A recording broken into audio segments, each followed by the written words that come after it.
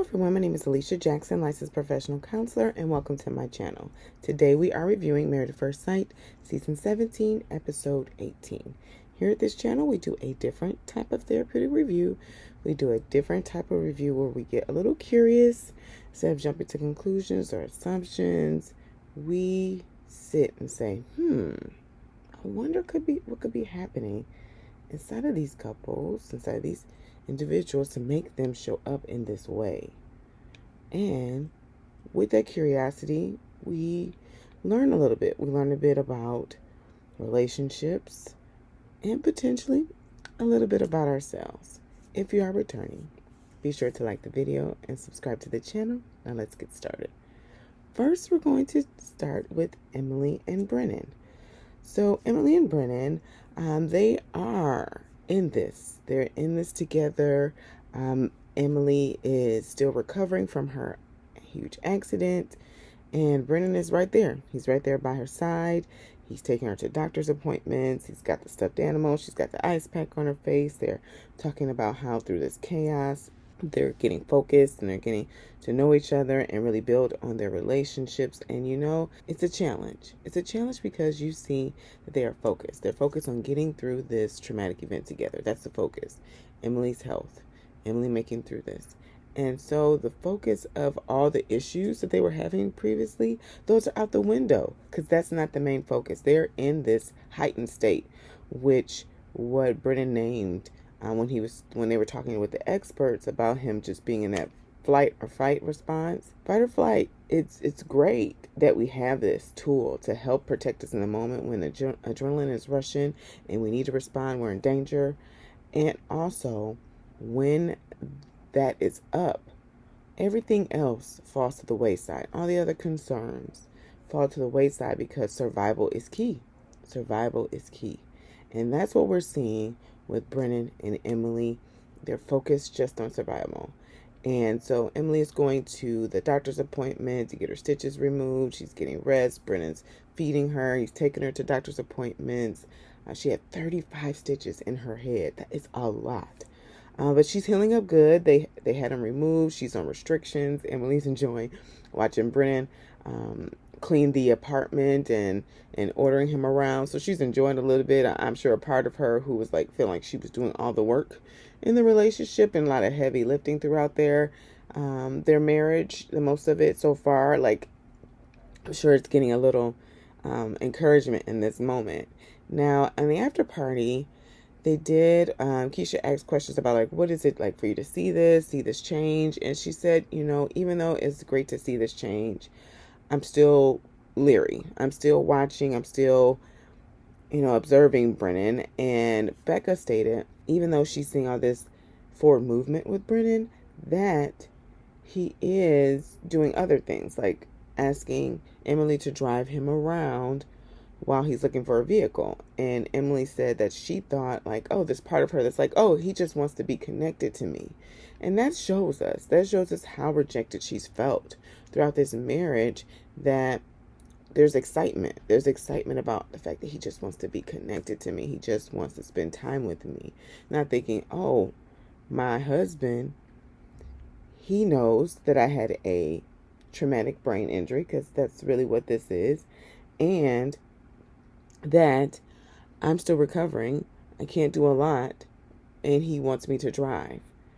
That says a lot. That says a lot about where Brennan is. That says a lot about their relationship. I'm hoping that Emily's taking it in. I know that she's so excited. The parts of her that have been wanting this Brennan that was at the wedding to return. It's here. She's got what she's wanted. That this renewal of, see, I knew he liked me. I knew he cared. I knew we had this spark. It's back. And he also talked about how they're building this trust in this relationship and trust with them, how both of them have been there for each other. And I want to know more about that, because from what I see on the camera, it's not much. I mean, we don't see much. They just kind of, we went to this doctor's appointment. Oh, look at her. She's drinking or eating some soup. She's doing good, right? So we don't really see where the trust is being built or what they're saying or how they feel like they're building their trust. That's not really clear to me. When they talk with the experts are on this like virtual appointment. They're concerned about Emily's health, of course. And so they're checking in with her. Pastor Cal asks about how she's doing internally. And then Dr. Pia is praising Emily for smiling through this. And I said, I was a little surprised by that response, because smiling through something, grinning and bearing it, putting on a happy face, that can be a trauma response. That can be a trauma response. And I feel like sometimes we can think that trauma responses are only negative, and whatever negative means. A trauma response is just that. It's a trauma response. It's neither negative nor positive. And yes, it can have some negative or positive outcomes, but it just is. And her smiling through this accident, smiling through it and not attending to herself can have some results and ramifications to it as well. So it's interesting that this part of her that really our society loves positivity. It's like, oh, don't bring that negativity around. What if she was really struggling? What if she was having panic attacks every time they got in the car and saw a tree? Like, what if these things were happening? Would she be getting this praise on how she was handling it? It's just interesting and something to observe about our culture. Emily did talk about how she is really grateful for Brennan being there with her, jumping in. She didn't know if she was going to make it. They did kind of laugh off. She's like, well, I'm glad to be alive. And then both of them chuckle. And that's Pastor Cal chuckling with Emily. And I said, wow, again, it's another, even the chuckle, that there's something in that chuckle, whether it's like a nervousness, it's like a nervous laugh, that there's something there. Like, yeah, I'm so glad you're here too. Wonder if he would have met her with that. But Emily is in a place where she's talking about this from like a safer space. She doesn't want to cry. She doesn't want to get too emotional. She did cry a little bit about how Brennan's been there for her and about how he jumped into action because she didn't know she was going to make it. And there was a lot of blood, and she knows how he feels about seeing blood. And Brennan stated that, after Dr. Pia asked him about how it was for him, because vicarious trauma is real, that, it was a lot to see someone you care about in that way. And he said the adrenaline, right? He just jumped in. He just jumped into mode. And so that's why I was very hesitant, still very hesitant about making meaning about this, because sometimes you just jump into action and that doesn't mean anything. That just means that your body responded in the way it was supposed to. And so we see some interesting information coming up for the next episode for Emily and Brennan, and some interesting scenes. And so I'm, like I said, very, very hesitant to make any meaning about how Brennan is showing up for Emily right now. I feel like he is doing what he is feeling led to do. And that's that. And so we'll continue to see how their relationship shapeshifts throughout the rest of their marriage. Next, we have Cameron and Claire. They give us a little snippet of Cameron and Claire this episode. Claire's talking with her mother, Cameron's talking with Brennan, and they're talking about their two separate experiences. Cameron talked about his health, atrial flutter, and gave some information around that, how it's a very rare form of heart disease, and how he has been managing through this, and how it's been a bit confusing for him because Claire has all this care and all these big emotions around their relationship and around him. And for him, I believe that it's a challenge, right? Because for Claire has a part of her that just cares about connecting with people, period, right? Just values relationships, values connections, friendships, close loved ones.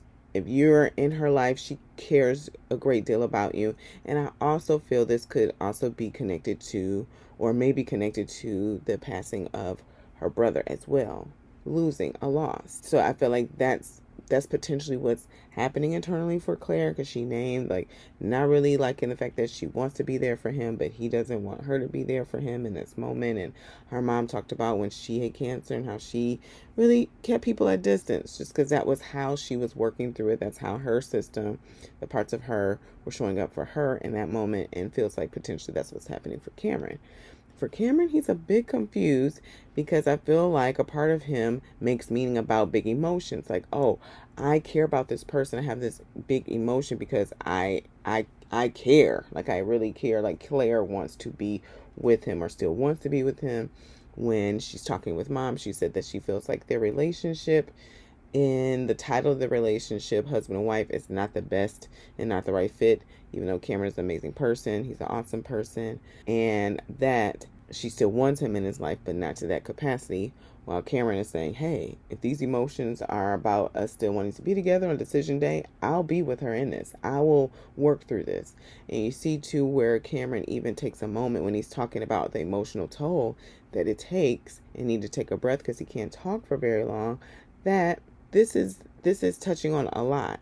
The rejection piece is a huge piece for all of us, but we're seeing too, even for Cameron, in the way it's showing up for him and his body and his system. And Claire, on the other hand, she's on a different page. And I wonder if they've had a clear conversation about this. If Claire's been clear about this. And I also wonder if Claire has information, has the download of like what her big responses, her emotional responses are. Are they connected? Are they connected to past breakups? Are they connected to loss and grief? We don't know. And I wonder if Claire knows enough to be able to communicate that to Cameron so he has a better understanding of what she's feeling. Because right now he's like, I don't know. I don't know.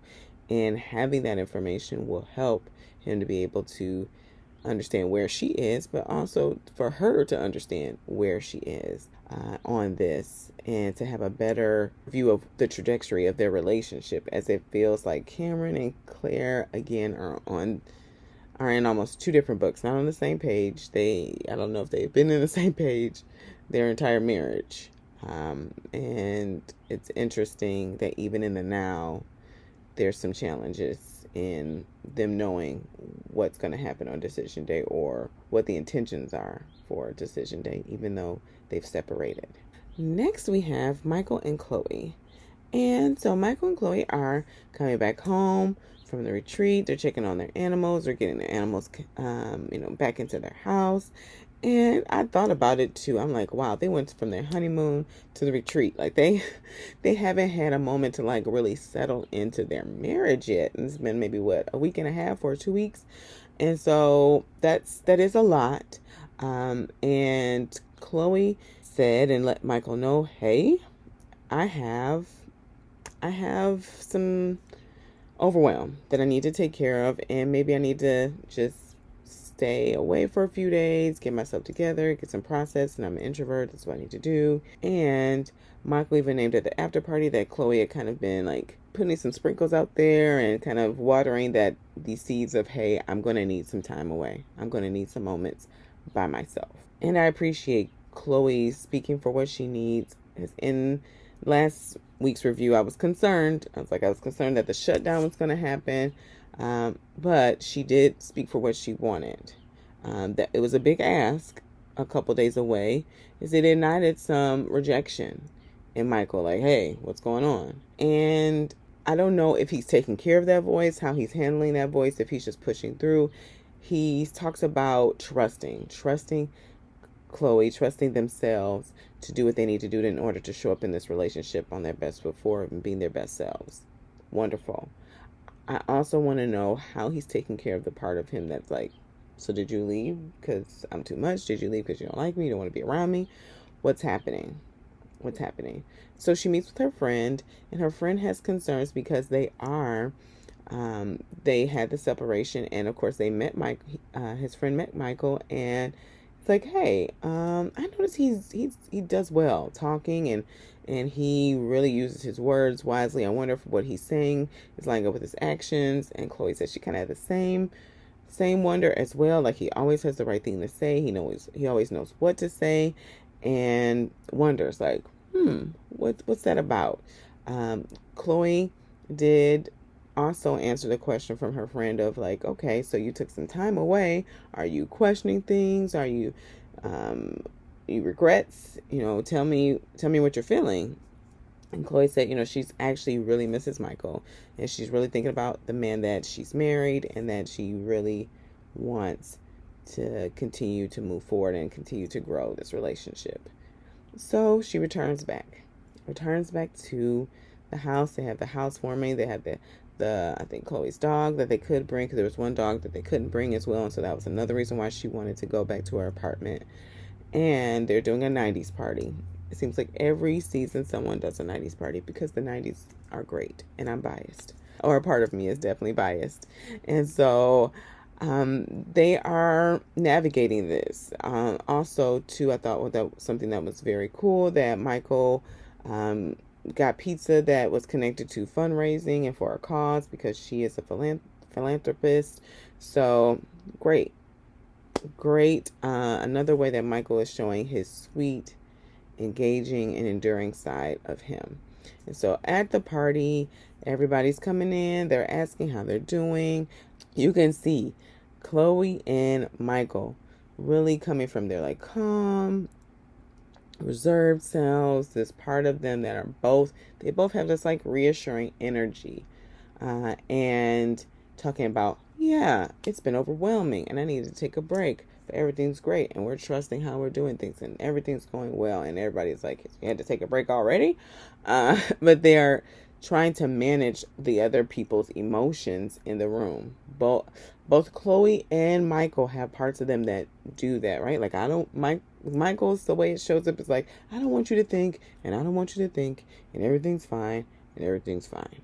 All right. And Chloe, she has that part of her that presents in a way of just like, it's very soothing voice. And she's like, hi, yeah. And I really need to, so it's interesting to see how both of these parts show up. They have very similar parts of them that show up in different ways, but like parts of them that want everyone to be comfortable, parts of them that like to reassure people, parts of them that don't always maybe say the things that they need to say in the moment. So they have some similarities here. And so their friends, Chloe's friends are talking with Michael. Michael's friends are talking with Chloe. And so Michael's friends are like, hi, how's everything going? I'm sure you guys are having conversation. And Chloe's like, well, that communication is not my strong suit. It's not something, being vulnerable, it's not something that I've had to do for a very long time. And so I'm leaning in, and sometimes I don't say things and I let it boil over, and then I just, then I have to say it. Michael's friends are saying, yes, communication is so important. Sometimes you want to wait to the right moment. And that is a thing, like, oh, is this the right time? Is this the right time? Sometimes you just have to maybe take a moment and say, hey, let's have a discussion. Let's connect. Let's sit. Let's hear each other.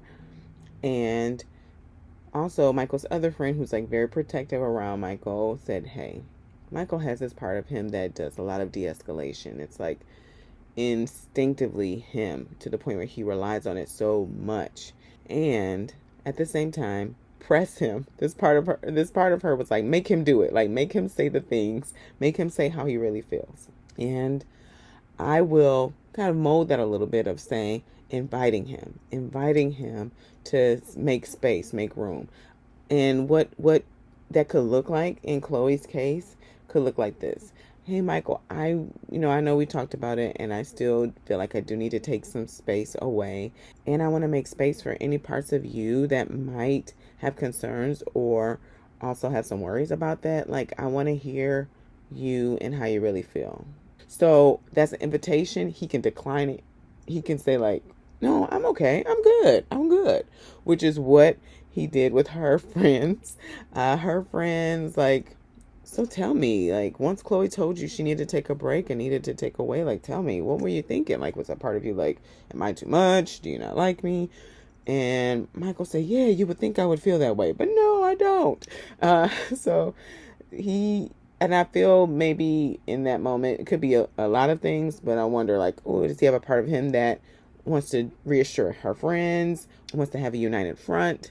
He used a lot of we language. Like, we want to trust each other in the way we want to show up in our relationship. So a lot of plural pronouns instead of talking for himself.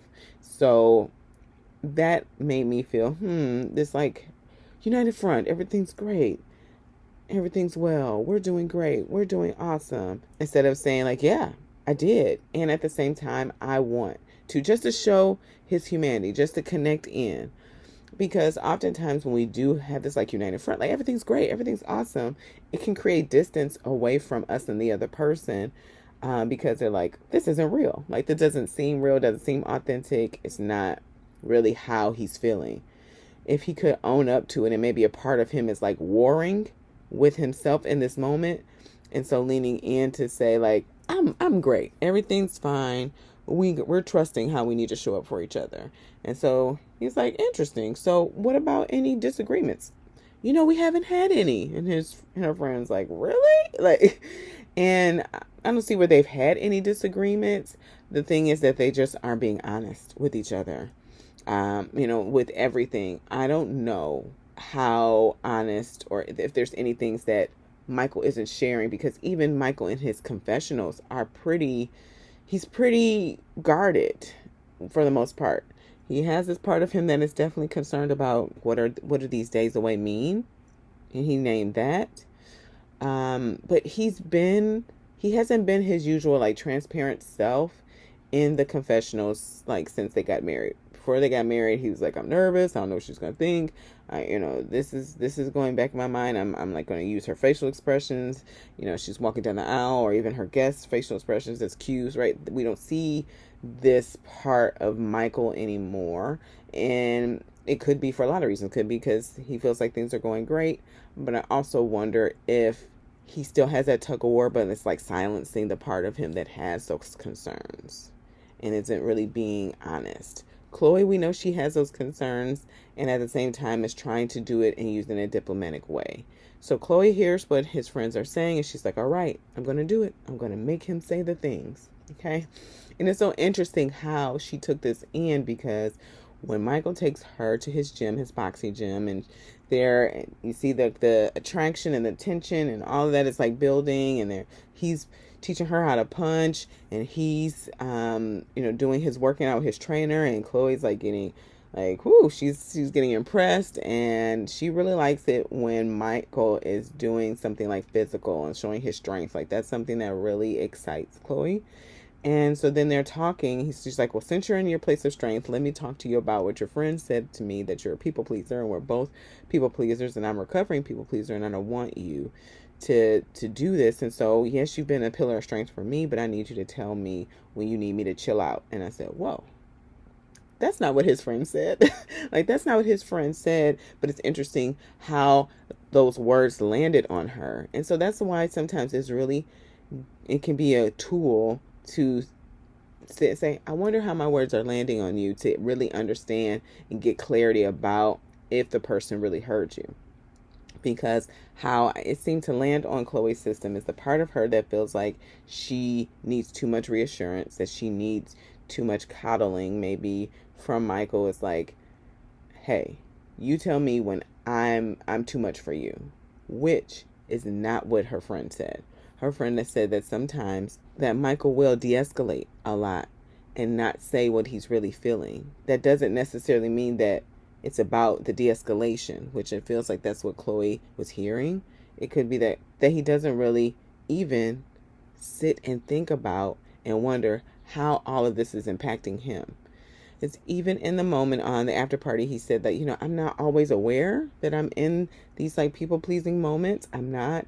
And so it's good that my friend said this. It's good that my friend said this to Chloe. It's not great to hear, but I'm just grateful that it was spoken for and it was named, because this is why they are my friends. They do say the things that I don't want to hear. They do hold me accountable. They do have my best interest at heart. The conversation wasn't opened up at all, really, about any feelings that Michael's having. She was just saying, tell me when I'm too much, or tell me to chill, or back off, or whatever language she used. And that's not really the concern. The ask and the concern was really about him just speaking for his feelings and how he's really feeling, and being honest with Chloe.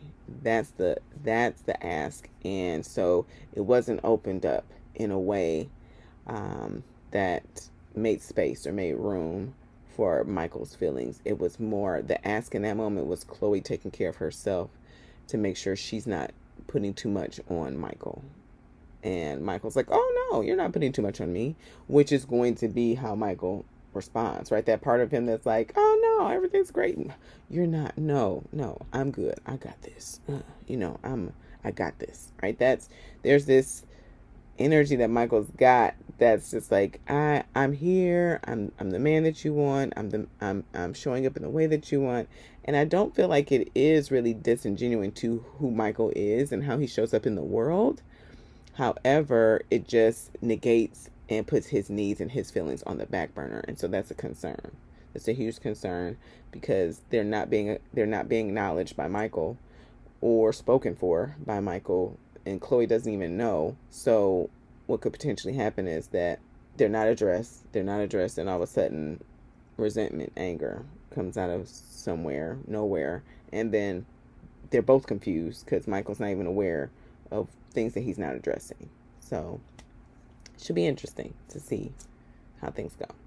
Last but not least, we have Becca and Austin. And this episode was very interesting and telling. Very interesting and telling. And so let's go in. So I'll start with the after party, actually, because having that information of the after party helps us to get a understanding of what's happening in the moment. So Becca stated that this was the first time that she named things that were happening off camera because Austin had to ask of her to not talk about certain things on camera. And so it was hard for her to navigate two different realities of where their relationship was or is and not speak for what's happening in the moment, what she's really dealing with, which that's a huge ask to ask of anyone. Like, manage two different realities for me because I want to manage how I'm being seen on TV. I understand nobody wants to be drugged on the internet, on the webs, on the blogs. No one wants that. And that's one of the reasons why I handle reviews in the way that I do, because these are humans. At the end of the day, these are human beings. And so, and we don't know. We don't know their story. We just know what we see. And I know from what happened at the retreat, that's when I began to say something's happening. Something's going awry. There's more to the story with this intimacy with Austin, because it just, something always happens. It's the allergies, it's the cats, it's this, it's let me spend the night in the football player's bedroom. Like, let's do something, and it's not gelling. And so Becca said she's in her apartment. She starts off in her apartment because they went to the wolf sanctuary. They had a disagreement when Austin was like mumbling under his breath because she was trying to help him and he doesn't like that. And they're on their way home for an hour and a half. And they have more miscommunications and she's like, I'm just done. And so they have a conversation. Pastor Cal and Dr. Pepper come in to meet with the two of them. And this was hard to watch. This was hard to watch for me because I felt like, and I don't know what happened in the whole session. Like, I just want to name that because I remember Orion saying that the scene between him and Lauren was like they had a session for 3 to 4 hours. Okay. So I don't know how long this session was between Becca and Austin and the two experts. However, if the gist of the conversation was what was shown to us, nobody heard Becca. Nobody heard Becca through the whole session and treated her in a way that made her feel like her emotions were too much or her emotions were wrong or she was misreading things, because she said it very clear. She said things very clear that Austin's been rejecting her, that he only tries to do intimate things on camera. He doesn't follow through on Dr. Pia's homework assignments. Anytime that they've had some reconnection or any focus on camera, he's one way. Off camera, he's another way. On camera, he's one way. Off camera, he's another way. And it's too much for her to manage. And part of her is also losing touch with reality, which is saying, I'm here. When she's saying part of her is losing touch with reality, that she's feeling gaslit. Okay. And unfortunately, it looks as though that Pastor Cal and Dr. Pepper, which I've named in multiple seasons, and I'll name again for newcomers, that it seems like the part of them that chose this relationship, chose them to be together, is always in the front when they're doing the counseling work with the couples. Normal, like marital, relational counseling, you let the couples lead the way on what they want for the relationship. Your agenda, your hopes and dreams, all that stuff, that's for you to take care of, and that's for you to get curious about as a therapist, as a professional, and not let that be the lead driving force. Oftentimes what I saw in this session was Pastor Cal and Dr. Pepper coming from, like, especially Pastor Cal coming from like a fear-based response, like, okay, this is fixable. And it's like, whoa. And Austin's like, it is? Right? Because in the moment, I'm like, I don't know if this is fixable. I don't know.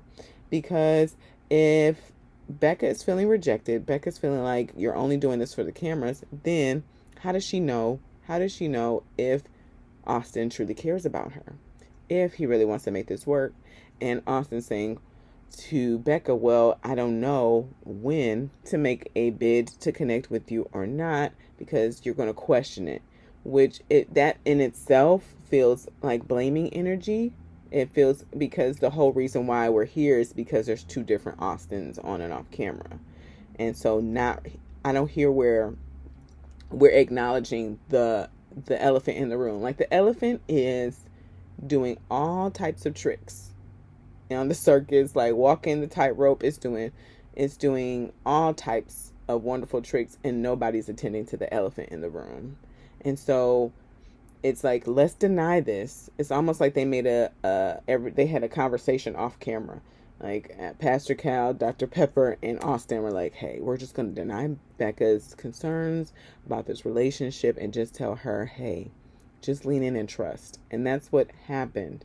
Becca and Austin also talked about the issue at the Wolf Sanctuary, and he said that sometimes he feels like Becca is micromanaging him, and he doesn't like when people he doesn't like to be told what to do. That's what Becca named when he was trying to almost like minimize what she saw and what she experienced.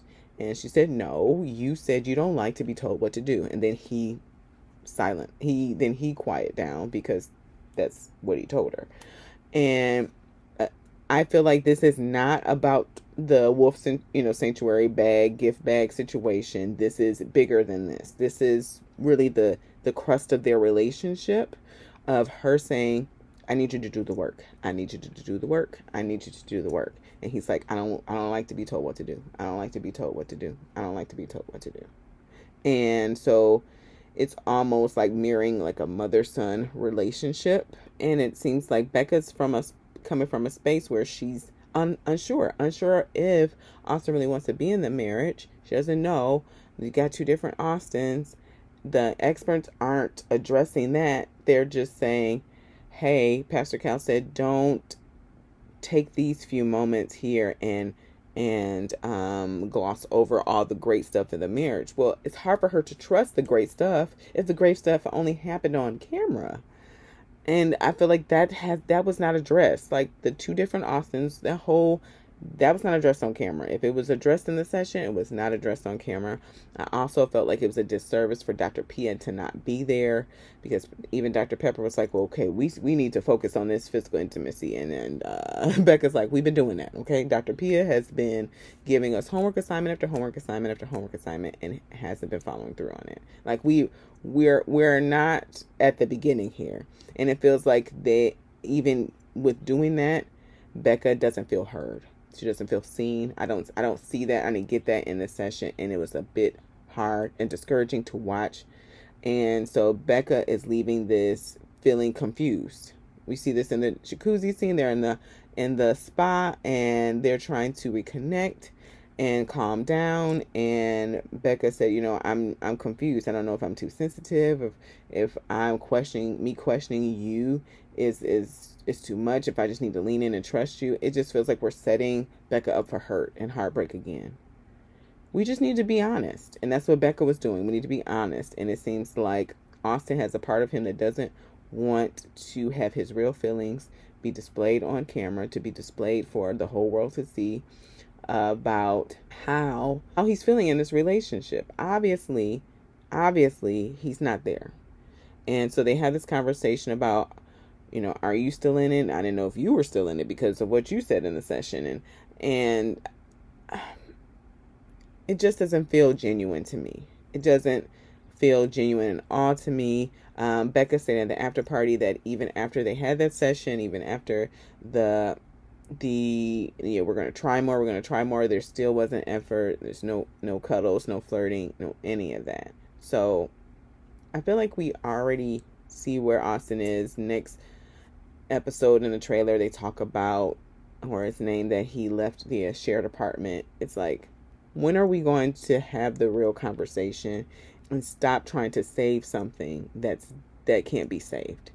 And that's my frustration with the experts in this session, and this episode for sure. Overall, my frustration is that they're not really making space for everybody to be heard. It's almost like they want to silence Becca's concerns because these concerns just came out of nowhere. We're so close to decision day. And so, be quiet.